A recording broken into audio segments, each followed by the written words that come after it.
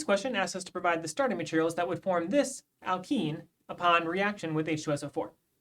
H2SO4 reacts with alcohols to form alkenes, so we're looking for some kind of alcohol starting material.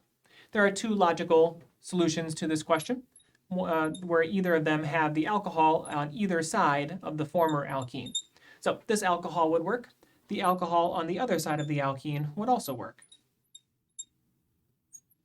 However, there are actually two more viable starting materials that would still form this alkene. We'll just need to incorporate some kind of carbocation rearrangement into the mechanism. So if we have the same backbone, but the alcohol on this position, when this gets protonated and leaves, we'll have a secondary carbocation that could rearrange to a tertiary carbocation and form our desired alkene product. The other possibility would be an alcohol at this position. Same thing, when it leaves, it will rearrange and form a carbocation at this tertiary position to form our desired alkene product.